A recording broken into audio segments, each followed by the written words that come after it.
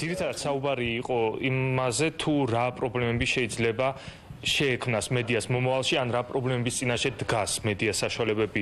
დღეს თავისთავად შეხვედრას და პრეზიდენტის ინიციატივას მე და ყველა ჩემი კოლეგა მივესალმებით, ვინაიდან ჩვენ უშუალოდ ვისაუბრეთ იმ საფრთხეებზე, რომელიც შეიძლება შეექმნას მედიას და შესაბამისად იმ დემოკრატიულ პროცესებს, რომელიც მედიასთან ერთად ვითარდება ქვეყანაში.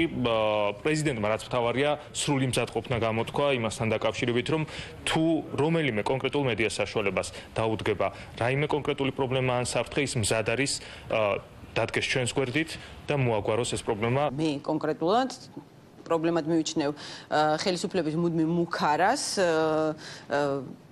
მედიაზე, რაც აისახება არა იმაში, რომ რასაც პრობლემად მივიჩნევ, არა იმიტომ, რომ ხელისუფლებას არ მოსწონს ესა თუ ის მედია ორგანიზაცია, არამედ იმიტომ, რომ შემდეგ ეს ნეგატიურად აისახება უშუალოდ სარეკლამო ბაზარზე. როგორც ვიცით, ბიძინა ივანიშვილს აქვს მცდელობა და სისრულეშიც მოყავს თუ არ ვცდები, რომ შემოიყვანოს ალტერნატიული მთვლელი კომპანია. თავისთავად ალტერნატიულ კომპანიაში პრობლემას ვერ ვხედავ, მაგრამ ბუნებრივია პრობლემას ვხედავ იმაში, რომ ბიძინა ივანიშვილი იქნება მაკონტროლებელი იმისა თუ რომელ ტელევიზიას რამხელა რეიტინგი აქვს.